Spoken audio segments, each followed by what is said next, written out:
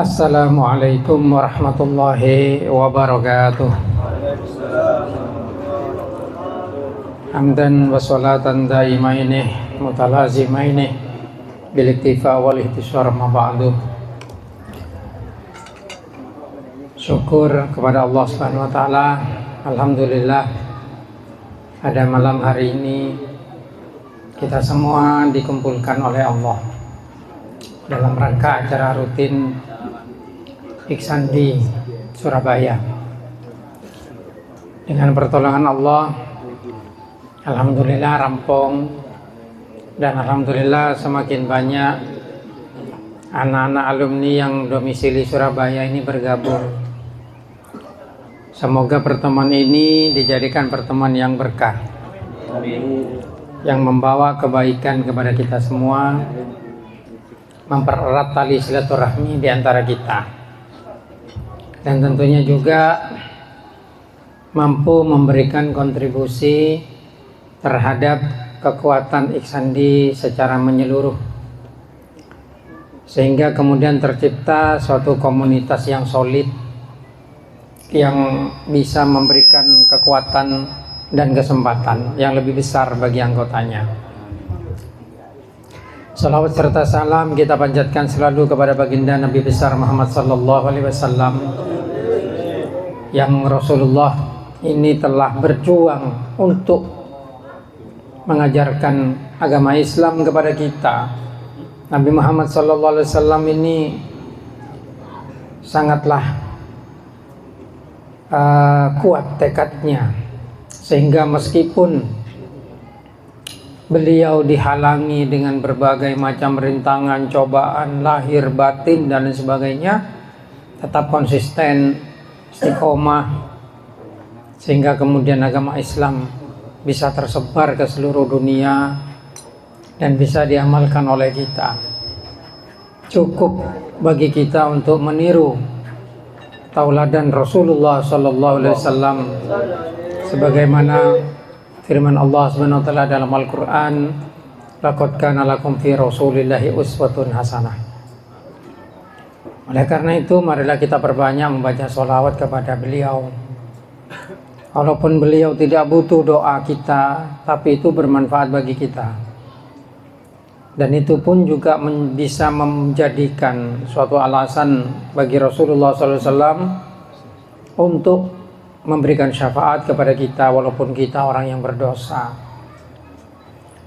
Inilah kelebihan agama Islam, yang tidak serta-merta menyediakan jalan buntu bagi umatnya, sehingga orang yang paling jahat sekalipun ketika mendapatkan syafaat dari baginda Rasulullah SAW, ia akan diselamatkan. Apalagi orang yang baik. Yang jadi masalah itu kan orang yang baik merasa baik dan kemudian merasa tidak butuh syafaat Rasulullah, dan kemudian ia tidak pernah baca sholawat kecuali dalam sholat, sehingga kemudian muncullah perasaan ujub dalam hatinya, perasaan yang paling baik, yang mana merasa ujub ini muncul dari iblis. Sama seperti iblis dulu tidak mau sujud kepada Nabi Allah Adam alaihissalam karena merasa dirinya paling baik. Ini yang harus diwaspadai. Jauh lebih baik orang-orang yang berdosa yang mau bertobat daripada orang yang tidak berdosa tapi tidak mau bertobat. Padahal pada hakikatnya semuanya orang itu pasti berdosa. Innal insan al-insanu mahallul khata' wan nisyan. Manusia itu tempatnya salah dan tempatnya keliru, tempatnya lupa. Sehingga bukan tidak mungkin orang-orang yang baik-baik, yang dinilai baiklah, pada dasarnya justru itu tidak baik dalam hatinya. Karena kebaikan itu manusia menilainya dari dohir. Contohnya seperti saya ini ngakui surban, kocaan, ini orang menilai baik, wah itu kiai. Padahal bisa jadi orang-orang yang surbanan pakai kocap, pote, asliman, kemudian itu maling yang nggak gelem dikadinya. Kan ada pernah cerita lucu di pondok dulu itu. Waktu Jumatan tuh kan ada tamu, ada entek Jumatan, ada entek apang kiri abah almarhum. Abah kiapa jang Jumatan. Nah, apa musayyin itu serajo apa gan coba toron di masjid galon bi abah kan. Abah kan sebut dia langsung tah mau nyongkem kamu saya nyongkem pesangku je kiai nah soalnya pinggir aja gitu. Abah kan gini orang ki cangsek benih kule kiai nenek kak kiai kule yang mau becek sandal. Nah, seperti itu. Ini bagaimana manusia itu gampang tertipu dengan pakaian, dengan ya segala macam lah dohir ya. Seperti kayak pada orang apa kalan amain kebegelang ibu pajiru asana kabin londi sepeda motor dekat tuh terus pajiru kemarin tuh nyewa coba nyewa dan itu nyata dan orangnya masih hidup loh yang cerita lagi gitu nyata. Ini kan bagian dari bagaimana seperti yang biasa bagi abah lo tau somper hadis al-libas tasna unas. Pakaian itu bisa membuat manusia. Dan itu juga nasihat bagi kita. Artinya kita tidak bisa menilai orang dari penampilannya. Itu yang pertama. Yang kedua, pakaian itu juga menentukan derajat seseorang, walaupun menipu. Gitu. Sama seperti pebisnis. Pebisnis itu kadang menggunakan HP sebagai suatu bentuk nilai citra diri. Jadi mau ketemu dengan rekan bisnis, tadi Ismail mana ketemu rekan bisnis, saya kayak apa ya seganteng selarang berapa rekor juta. Tapi ketika komunikasi di orang-orang terdekatnya aku HP ditnunin. Coba, ini berarti nilai seseorang itu kemudian ditentukan dengan alat yang dibawa gitu. Betul seperti itu. Mobil ya pakai Pajero, padahal kreditan kan. Kadang itu pinjam ya, atau enggak cuma dia sopir punya bosnya. Tapi kan orang enggak peduli itu, yang penting itu pakai Pajero gitu. Dan juga terkadang hal seperti ini menjadi sumber kebahagiaan. Biasanya ibu-ibu atau nenek-nenek lah di desa-desa terutama itu orang ngalajur mana mulai langsung kompoyes alajar mulai mobil karena dia ingin cerita ke tetangga agar citranya naik tang kompoy ya alajar oleh mobil kompoynya oleh apa.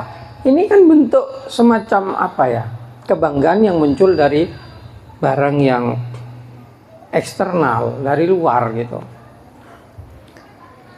Ya ini masyarakat awam. Makanya jadi ketika kita anak-anak Ihsan ini kumpul ya, terkadang ada beberapa orang itu malu kepada temannya karena temannya umpamanya punya pekerjaan lebih bagus sedangkan dia cuma nguli umpamanya. Kan kadang muncul begitu. Padahal sebenarnya kalau di kalangan kita anak santri ini, kita tidak boleh punya perasaan begitu itu. Nggak boleh. Kenapa? Karena kita sebenarnya dulu sudah konsisten di nyanyian perpisahan itu. Jadi walaupun pisah itu hanya di lahirnya, tapi hati kita tetaplah satu kan begitu. Karena janji agamaku itu harus dimasukkan ke dalam hati. Jadi pemahaman pada jangan jadi sandi, pemahaman pada sekelakon alok nyaman, kulit apa dah melok pada di kanca selanjak dus. Justru kalaban apolong hedeneng dindare deki bisa terangkat. Artinya terangkat nomor tung barokahnya pondok. Barokahnya pondok karena kamu itu nyambung gitu ke pondok. Komunikasinya alumni itu kalau sudah lu keluar dari pondok ya Ihsan di begini. Kapan kamu ketemu saya kalau nggak acara seperti ini? Kecuali main ke pondok kan begitu. Dan kemudian kebersamaan yang dibuat ini kemudian menghilangkan gap, menghilangkan pemisah. antara si kaya dan si miskin, antara si sukses dan yang tidak sukses itu nanti bisa hilang kalau sering kumpul begini. Sarga serpola ketularan sukses sedaya lah, bisa kencan selain daya. Gitu, apalagi karena ngaji juga belajar gitu. Dan juga mungkin bisa membuat suatu kesempatan bisnis. Karena kita kan nggak tahu anak-anak Ihsandi ini ada yang bergerak di bidang ini, bergerak di bidang ini, bisa dipertemukan dalam suatu konsep pertemuan Ihsandi yang rutin seperti ini, di mana ketika ada salah satu bergerak di bidang yang dibutuhkan oleh yang lain, ini bisa saling berbagi daripada bagi ke orang lain kalau kenal, nggak bagi ke kanca yang bisa dipercaya, kan begitu. Ini kesempatan yang besar. Terutama alumni-alumni yang masih baru keluar dari pondok, itu memang harus dirangkul biar terbiasa kumpul dengan kakak-kakaknya, sehingga mereka punya komunitas nanti, tidak terjebak dalam komunitas anak jalanan atau komunitas komunitas apa, tapi bisa berkumpul dalam komunitas anak santri, ikatan santri dan alumni. Ini adalah sesuatu yang dicita-citakan oleh termasuk almarhum Abah sejak dulu itu seperti itu. Dalam cita-cita Abah itu ingin dalam setiap provinsi itu ada anak-anak Ihsandi yang kemudian bisa buat semacam perusahaan multinasional gitu. Yang kemarin waktu raker itu kan digagas begitu.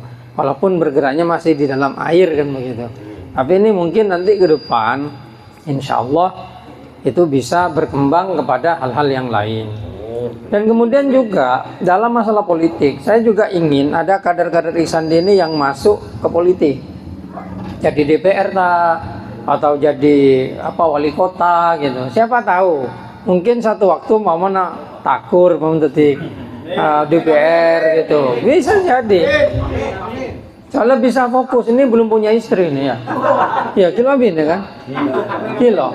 Oh, jaga ketularan Pak Wali kur. Hamba teh una Pak Wali. Pak Wali abin nih wah. Setia deh kok abin ya. Gitu. Terus ini harus iya. Nah, jadi kemarin saya sering sentil itu. Jadi persatuan itu melahirkan kekuatan. Kekuatan itu melahirkan kesempatan. Begitu. Karena itu persatuan seperti ini ya harus kita gagas, harus kita perkuat, dan bukan hanya di level pengajian tok, tapi dalam bisnis atau di dalam politik atau apa. Kalau kita yang dari pondok, keluarga itu nggak mungkin berpolitik, karena memang jalannya sudah ditetapkan. Jadi nggak ada ceritanya kemudian Lora, Darul Hikmah atau itu berpolitik, itu nggak ada. Tapi kalau santrinya, monggo, nanti saya dukung gitu, daripada saya mendukung orang yang nggak kenal. Kalau memang ada yang mau masuk ke situ, gitu. Nah, karena apa? Karena yang penting ini adalah cita-cita secara keseluruhan dari Pondok Pesantren Darul Hikmah kita yang tercinta, yaitu kita harus memberikan kontribusi yang positif kepada masyarakat dalam bidang pendidikan ataupun dalam bidang politik, dalam bidang ekonomi dan lain sebagainya. Jadi tidak hanya berhenti di situ. Malah cita-cita saya ke depan, saya tuh kan kita tahu, yang anak Staidi tahu pasti, yang alumni itu yang kuliah gitu ya, semboyan Staidi kan mencetak bos, tidak mencetak jongos begitu. Itu kan sebagai suatu kristalisasi keinginan yang mungkin bukan hanya dari saya, tapi termasuk dari almarhum abah saya juga, ingin melihat santrinya itu kemudian menjadi bos. Dalam kata tanda kutip, bos itu ya tidak harus kemudian orang yang kaya, enggak. Bos itu adalah bekerja untuk dirinya sendiri. Mungkin sebagian teman-teman Ihsandi ini tidak semuanya bos. Karena level bos itu enggak harus punya mobil, punya ini, enggak. Level bos itu dia kemudian mandiri, bertanggung jawab pada dirinya sendiri, seperti bosnya kopi, jual kopi, jual pentol, atau jual gorengan, apa itu bos. Yang kemudian bisa dikembangkan, bukan hanya berhenti di situ, tapi bisa dikembangkan, bisa menjadi usaha yang besar, didukung oleh perangkat-perangkat yang bagus, sistematis, logis, sehingga meskipun teh bisa seperti Tongci yang ada di mall-mall, gitu. Kemudian sebagai contoh, ada banyak soto, tapi ada soto seperti Cak Har. Ya kan? Ada banyak bebek, tapi ada bebek seperti Sinjai. Kebanyakan kita, terutama orang, mohon maaf ini bukan rasis gitu ya, terutama saudara-saudara kita orang-orang Madura umpamanya, itu terkadang cukup dimakan itu sudah bagus katanya. Padahal ini jangan seperti ini. Cita-cita ke depan kita harus berkembang. Jadi untuk generasi muda Madura yang kuat, ini jangan berhenti di usaha yang sekarang. Hanya jangan berhenti cokop langkok pokok lebih bisa motong jangasan mah pokoklah sehari oleh setiap cokop. Jangan. Ini bukan masalah hawa nafsu, tapi ini adalah masalah bagaimana kita memperkuat ekonomi umat Islam sehingga mampu memberikan kehormatan. Terus terang, dalam pandangan orang-orang Cina ya, orang-orang kita ini dianggap rendah. Gitu. Kenapa? Karena miskin. Gampang dimanipulasi. Gampang diarahkan ke sini, dikasih uang beres. Gitu kata mereka. Dan memang itu betul. Ya kan? Kan banyak orang-orang kita yang kemudian dikasih uang langsung beres. Ini yang saya harap ke depan, kita bukanlah orang-orang yang dikasih uang, tapi kita adalah orang-orang yang mengasih uang. Dan itu bukan tidak mungkin, itu mungkin. Terus terang, Indonesia ini negara kita, tumpah darah kita, tanah air kita, masa kalah di negeri sendiri kan begitu. Tapi kuncinya itu ada di pendidikan. Dalam pandangan saya setelah kita teliti, betul kata Al-Quran, yarfa'illahu alladhina amanu minkum walladhina utul ilma darajat. Makanya kemarin dalam waktu senggang itu ada salah satu pengurus MUI Bangkalan itu WA ke saya, menceritakan bagaimana dinamika sosial di luar, bahwasanya pelatih anjing itu dibayar lebih mahal daripada penghafal Al-Quran. Dan itu nyata. Orang-orang yang ngelatih furu saja belajar lebih larang dari Hedes ala koka pabrik cuma. Padahal kerjanya pabrik lebih sarah. Kadang Ustaz ngajar di yayasan itu hanya digaji 700.000. Sedangkan orang yang ngelatih burus itu dibayar 5 juta 6 juta sebulan. Betapa tidak berharganya, betul kan? Nah ini kenapa seperti itu kan begitu. Oleh karena itu ke depan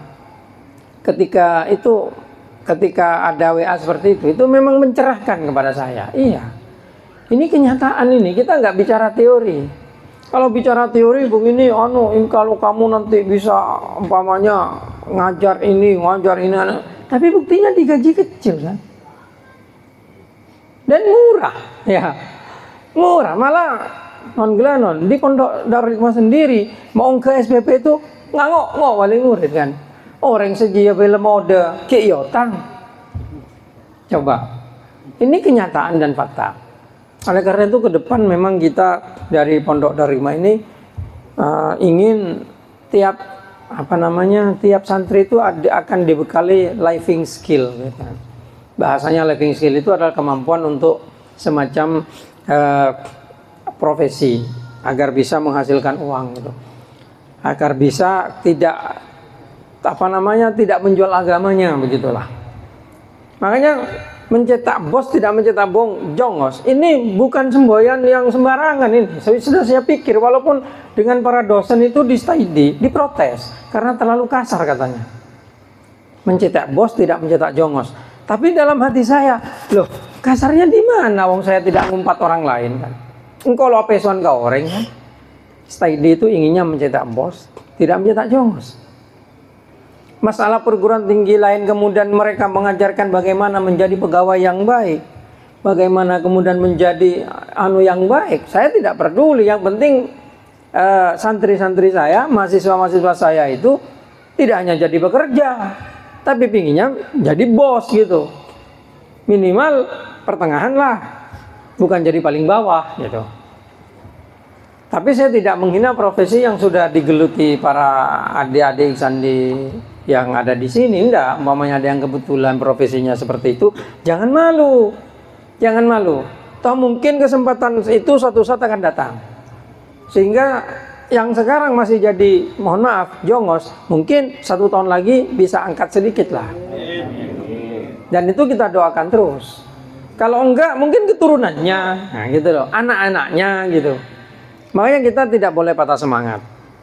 Kita usahakan. Pondok juga akan mengusahakan. Seperti sekarang ini digagas di Staidi itu akan ada pelatihan bahasa Inggris secara intensif. Pelatihan bahasa Inggris. Yang mana itu akan kemudian, ya menurut saya, kemampuan bahasa itu tidak secara langsung bisa membuka jalan. Tapi kemampuan bahasa ini secara tidak langsung akan membuka ilmu. Karena kita nggak bisa menguasai suatu ilmu kecuali menguasai bahasa orang yang punya ilmu itu. Sama seperti kita belajar bahasa Arab, belajar baca kitab. Itu karena kita ingin langsung bisa mengambil referensi langsung dari kitab kuning. Nah sekarang itu di Staidi kita usahakan begitu. Nanti ke depan, ya mungkin pondok itu akan membuka semacam usaha seperti ini, untuk ngajari anak-anak itu living skill dan kemampuan wirausaha. Karena pinginnya mental anak-anak kita yang ada di pondok itu mental pengusaha, bukan mental bekerja begitu. Ini dulu kan memang tidak ada. Waktu saya masih kecil itu memang di sana lembek biasa keng neng tengare lakon. Wong semalamnya keng run turun kan begitu kan. Kita kan begitulah karena generasi kita lah gitu. Tapi ke depan insya Allah mohon doanya juga nanti biar didukung dengan para alumni, memberikan semangat dan kontribusi juga, sehingga kemudian Pondok Darul Hikmah ini betul-betul mampu mencetak sumber daya manusia yang berkualitas dan calon bos, bukan calon bos dan yang berkualitas dan bos gitu, mau calon diktetir gitu. Nah gitu. Oleh karena itu ya nanti kita harus berdoa kepada Allah dan berusaha. Tapi saya yakin insya Allah semua anak-anak yang alumni Darul Hikmah ini akan dapat barokah. Karena apa? Karena doanya almarhum Abah itu bukan hanya untuk mereka yang baik-baik. Justru yang tidak baik itu yang didoakan, ya Allah makin muridku dalam jahat katina apa ya Allah tetap paringi barokah pangeran. Itu doanya bahasanya seperti itu. Makilah bodoh katina apa ya Allah tetap paringin kebahagiaan oding. Itu doanya bahasa itu seperti itu dulu. Nah, apalagi untuk anak-anak saya sering kelihatan wajahnya gitu. Sering kelihatan wajahnya itu dalam tanda kutip kan molo alim sekali, bodoh sekali, ketemu meleng sekali. Mong alim sekali tetap mau naik kelas, mong meleng sekali tetap mau naik kantor kan. Mong meleng sekali tetap mau naik kantor gitu. Nah itu tetap didoakan begitu. Itu yang dimaksud dengan doa seorang guru itu seperti hujan. Apa hujan? Hujan itu tidak pernah membedakan mana tempat yang kering atau tempat yang basah. Ketika hujan turun semuanya diturunin gitu. Benemasan sebecah loe toronin enggak. Tapi toronin kabeh gitu. Itu doa guru itu seperti itu. Makanya kita itu hanya perlu mengaktifkan teman-teman yang masih belum sukses, merasa belum sukses. Mungkin ada yang kurang nyambung ke pondok. Ya minimal mau sekilo sukses itu saya ingat dulu waktu ada anak itu Al-Ajar lodik mangkat gitu. Lodik mangkat. Biaba itu saya terus mangkat jauh tiap malam Jumat ada noro istighosah sama sepuh. Itu kemudian hadir toh. Nah, itu bisa 2 bulan berangkat. Barokahnya istighosah. Gitu. Nanti ada sandi kesulitan apa lah, lo usah kaman-kaman jong. Malam Jumat jong ntar ke pondok nginep semalam noro istighosah sepuh. Ambilnya on ke pangeran tuh. Lagi di budi pada doa bareng dengan jo lah itu on Allah Taala. Nah itu kalau yang masih ada yang belum merasa belum ini terkabul cita-citanya, itu kan jalan yang kemudian difasilitasi oleh pondok dan guru gitu loh. Ini manfaatnya orang pondok ini. Mau nak kena selalu pondok ya mau gagal lo buru kamu. Kalau buru ke geledek ceramah 2 loncak gitu. Makanya ini perasaan bersama seperti ini, ukhuwah Islamiyah iya, ukhuwah pondoknya iya, ini bisa terjalin, kemudian saling apa namanya, saling menghilangkan keluh kesah di hati, dan kemudian saling berkumpul, ada suasana kebersamaan. Ini yang penting. Makanya kepada alumni yang belum ngumpul, baik sealim tapi sepuduh gitu, kan engkau ajeling menyan sapol kompol sepuduh. Wong selam alim dia kadang londak kompol karena merasa dirinya alim gitu. Enggak, itu betul. Saya lihat tuh seperti itu. Bukan di sini tok. Bukan di sini tok. Di Cikarang, di Jakarta itu saya kumpul Kamil Iteng, Ede, jo siapa loh? Faisin. Mokong begini saya mereka. Makanya saya teringat ucapan abah saya dulu itu. Ucapan abah saya dulu itu kan, Hede cong, coba cita nak meleng cong. Mau nak kanak lebih becek, kanak lebih becek, monduk ya biasa. Justru kanak meleng jadi becek. Gitu, daun apa aja. Kadang dari nak kanak meleng ya, yang akan muncul penolong-penolong yang hebat. Daun apa lambah kan dia. Kok kan apa bergerak? Nak kanan cek meleng apa? Lo neng boleh, kan pola top santai bapak itu udah apa. Ya apa? Cek dah iya jong, cek dah iya. Orang justru mondok je pola meleng. Apa lo meleng lo kena mondok ya? Di bapaknya pemelaya tobat ya. Justru kadang pikir-pikir sudah kok seling-seling saya hadir tak sekeneng sentap lambat rujak. Itu, ada lambat seleng meleng terus. Justru sesok mahosok lambat je kemana bisa tengok. Gitu. Dan memang itu kebenaran. Kebenarannya seperti itu. Nah itu. Tapi ya akhirnya setelah sekarang hikmah itu kan terbuka ke saya. Makanya saya sekarang tidak pernah kemudian membenci anak yang nakal itu. Nah anak-anak meleng di keamanannya kemarin lo bisa apa guna rokok dan kok ngate rokok ternyata halal keng neser bapak kan. Ya memang ngobrol pesan bapak kan deh. Soalnya lamba baru anak-anak aja bi bapak ngarang ngoman ke bapak. Kiai kotor gula terwarokok. Bisa main mereka kin. Mungkin nggak kasta sampean. Enten kiai boleh siap ya kok. Siap. Oleh 3 minggu boleh bapak. Aduh ampun kiai coba parengahin kan. Karena apa? Kiriman sebulan semangkin pada bi 3 bulan ya. Kan gampang. Rokok lah. Kan gue kan ngocak sampai kasta. Gue bingkok. Ya memang seperti itu. Tapi tidak usah dibenci karena memang gimana ya istilahnya itu ya kadang Allah Ta'ala menciptakan itu sesuai lah seimbang seperti itu. Mong pakap bium mana tadi Kanjeng Nabi siapa masuk neraka. Itu level aja. Tapi bukan begitu. Ada juga yang asalnya seperti Abu Lahab, Abu Jahal umpamanya tapi bisa tobat. Gitu, karena banyak juga seperti tadi contoh Abu Sufyan. Abu Sufyan itu cak amosan dengan Kanjeng Nabi, baru masuk Islam ketika Fathu Mekah. Tapi terima Tuhan Kanjeng Nabi dan budina. Walaupun nanti anaknya berperang dengan Sayyidina Ali Muawiyah bin Abu Sufyan itu. Tapi Allah ketika buka hidayah, maka tidak ada bedanya orang itu baik atau tidak baik. Karena apa? Karena ketika Allah buka hidayah di hatinya, maka dia pasti baik. Sebaliknya makin kiai, ustaz, atau keturunan kiai Habib atau siapa, ketika Allah telah tutup hidayahnya, dia hanya akan menjadi sampah yang tidak berarti. Nah, saya teringat kepada hadis ya sering dibacakan tuh dengan abah saya waktu pidato, man izdada ilman walam yazdad hudan, lam yazdad minallah illa bu'ada. Barang siapa bertambah ilmu tapi tidak bertambah hidayah, maka tidak bertambah dari Allah kecuali tambah jauh. Maka ini yang harus kita jaga betul. Jadi umpamanya ada kapten dengan isan dia sibuk apa, tolong tuh jangan sampai jauh dari Allah. Dalam arti sholat itu harus lengkap 5 waktu, diusahakan. Gitu.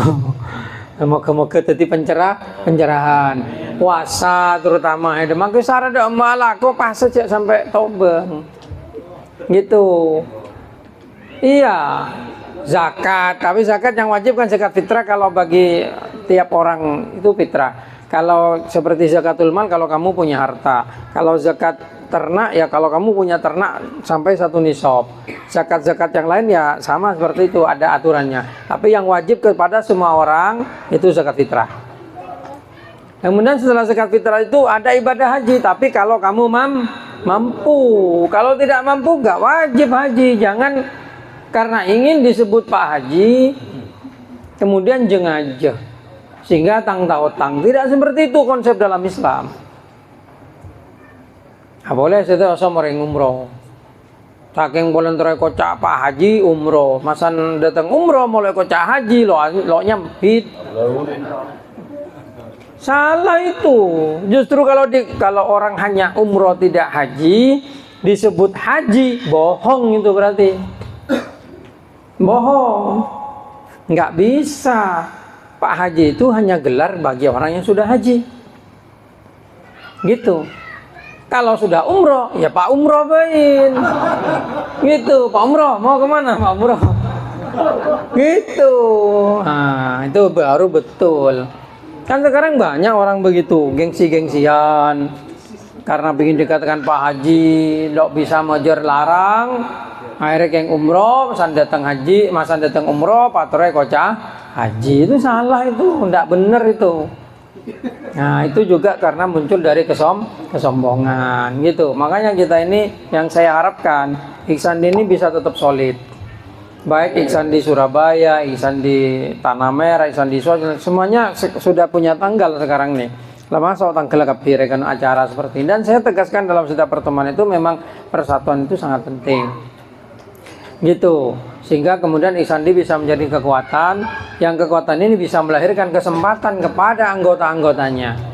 Gitu. Oleh karena itu ke depan nanti bisa bagaimana caranya lah anak-anak Ihsan alumni di Surabaya ini kemudian bisa semuanya dilacak. Kalau perlu ada pelacakan alumni sehingga dilacak kemudian dihubungi, diajak. Kalau nggak diajak mereka kadang minder, todus. Engkoreke alumni SMP, masa pantas kompol bisa alumni SMA? Pada gitu. Bahkan makin selalu lulus SMP ning setahun pada. Karena itu tetap alumni Pondok Pesantren Darul Hikmah. Begitu. Itu diusahakan mau ikut kumpul sehingga kemudian bisa semakin besar dan semakin terjalin silaturahmi antar Ihsandi ini. Itu harapannya. Mungkin ini yang bisa saya sampaikan, selebihnya bisa diteruskan dengan doa bersama. Semoga semua anak-anak Ihsandi ini terutama yang hadir dengan Allah Ta'ala diberikan kelancaran dalam semua usaha, dalam cita dan cintanya, dan juga diberikan hidayah sehingga bisa tetap konsisten mengerjakan sholat 5 waktu, puasa, zakat dan sebagainya. Amin ya rabbal alamin. Wabillahi taufiq wal hidayah wa birridha wal hidayah. Semoga semuanya bisa ke haji kafinya. Wabillahi taufiq wal hidayah wa birridha wal hidayah. Assalamualaikum warahmatullahi wabarakatuh.